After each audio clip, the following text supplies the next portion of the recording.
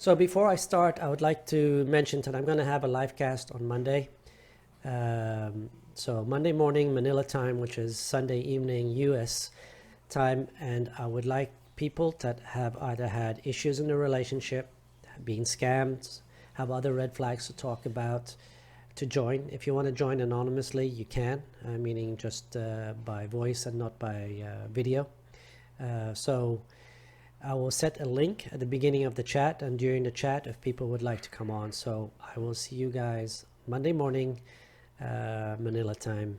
There will be an announcement on my YouTube channel at what time, exactly what time, and we'll go from there. And enjoy the video. Thanks. Bye-bye.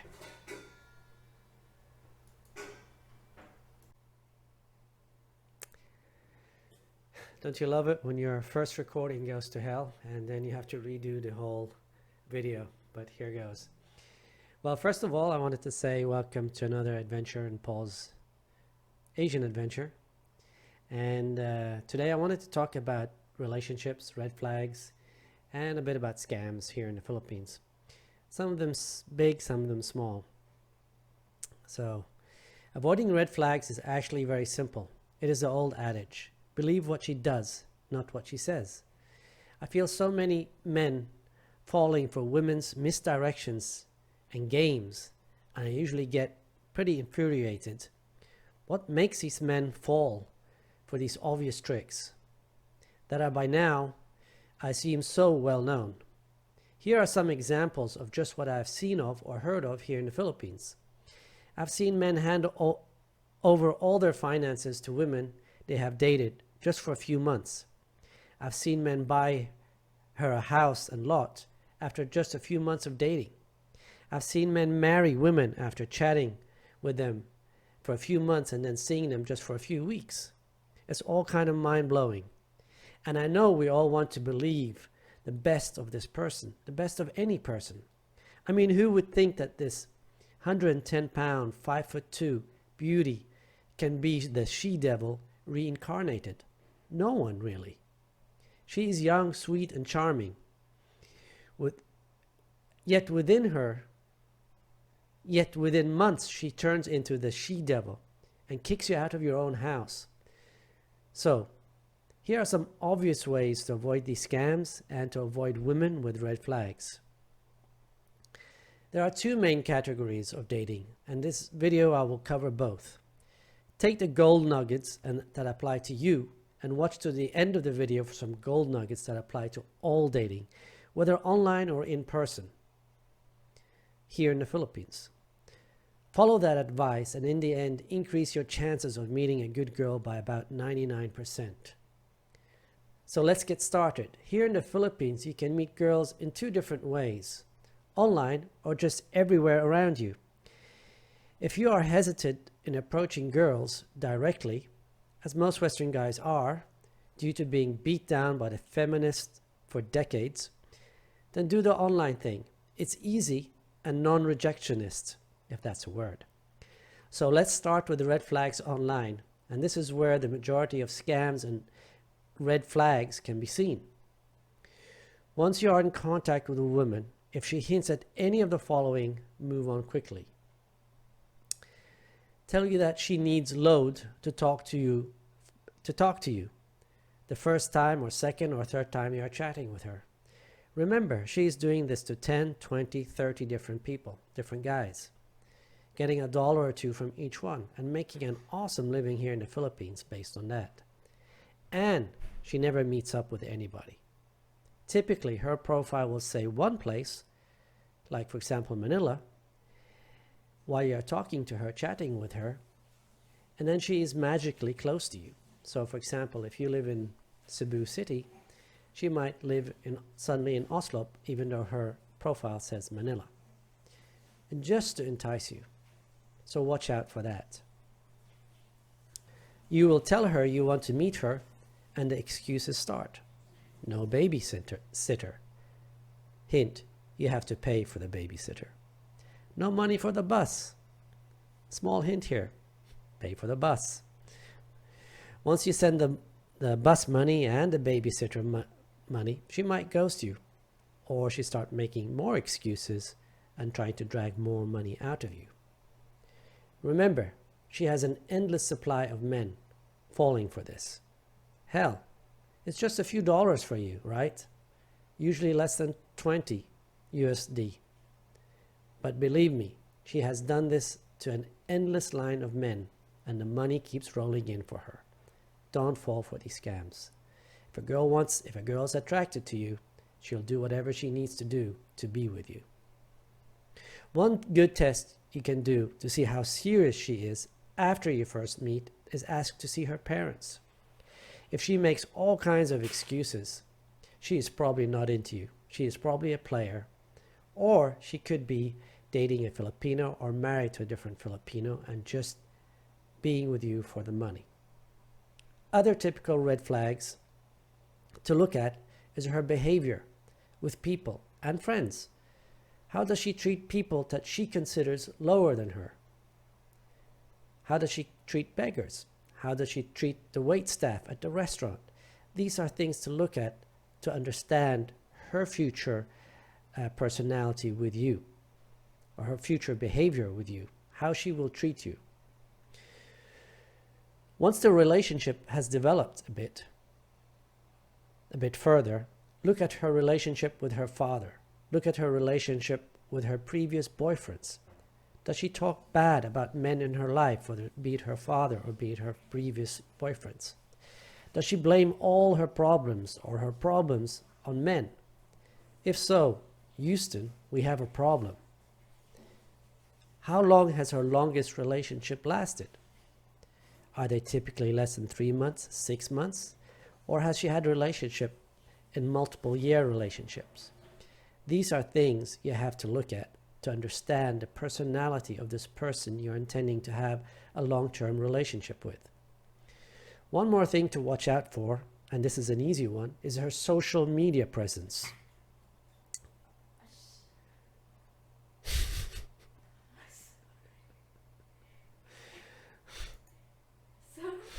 One more thing to watch for is her social media presence. Does she have several thousand friends on Facebook? And is her phone constantly dinging, or is she the type that is living in the moment? What are her aspirations in life? When you ask her questions such as, what does I love you mean to you? Does she just give you a dumbfounded and blank stare like she's never thought through it? Is there anybody home? Well, if all she seeks is outward attention and has very little inward perspective, then she might not be the girl for you. But hey, maybe you just want a shallow girl that has no clue about anything. If that's you, then yeah, you might enjoy that type of girl. But seriously, if her social media presence is very big, unless it's her type of job and she's a YouTuber or something, it's a bit different. But if her social presence is very large and she has thousands of followers and hundreds of orbiters, what I call orbiters, guys putting hearts and saying, oh my God, you're so pretty and blah, blah, blah, she is probably not a good long-term relationship type of girl. Body language and facial expressions are very important to determine her level of interest in you as well. Is she the type of girl, when she's with you, does she lean into you or does she lean away from you? Does she hold your hand when you are walking, or does she walk ahead of you or behind you, almost like she's embarrassed to be with you? Those are types of signs that will give you a clue of her level of interest. If you're with her and she's always on Facebook or Instagram or other social media, if all their time is spent on appearance and not character building, then their character is usually thereafter. Remember, social media is just an illusion of people's lives. A girl that is consumed with her looks and getting attention typically has little to no character to speak of. Yes, she might be a hottie, but you're just another fan. And for them, like they say, if you treat her like a celebrity, she will treat you like a fan. And typically, celebrities don't treat fans very well. Meaning, she will not treat you well. Do you really want a girl that has 5,000 friends on Facebook? I would say stay away. Almost all these problems can be avoided by men by setting the outline or frame of the relationship at the start. Don't be scared to set your term overtly. Set the rules of your chats or meetings right from the start. And of course, it depends on where you are in the relationship. Some of the stuff I'm saying right now can be said at the first meeting, and some of the stuff maybe after you've been dating for a few weeks. I always set the terms. If she is in, then we move ahead. If not, well, she moves on or I move on. One of the things I tell women I date is simply, if this relationship becomes about money, you're out. If you get lazy and fat, you're out. Then I also tell them that I have no intentions of getting married, buying any property in their name, or spending money on their family. That way I have set the frame of the relationship. Now, why do I do that? Because I want to weed out the bad actors. By telling them up front that I want this relationship to be about me and you, I've said that overtly. I've said I don't want it to be about money. I'm not going to buy a house. I'm not getting married. Now, marriage might differ in your case because you might believe in marriage. In my case, I don't believe in marriage. And why? I've stated in other videos, right? But these are the outlines of the relationships. Some of this I say maybe after 1 or 2 or 3 meetings. Some of them maybe after dating for a month or two. But I want to set that frame of that relationship so there are no misunderstandings. And she can either be part of that life or she can decide, you know what, I don't want a part of that relationship because this is not what I want. At least you have been honest and you have told her what you want. And if she doesn't want to be part of it, well, like I tend to say, there are a million other women waiting for you. Another thing that I mentioned on multiple of my videos is to take it slow. What do I mean by take it slow? Start the relationship, start dating. Do not move her in for at least a year if you're here in the Philippines. And if you're in the West, well, you need to chat with multiple women because I believe when you come here, chatting with someone on video call and everything is different than actually meeting them in person. And I have had this happen to me when I lived in the West and came here.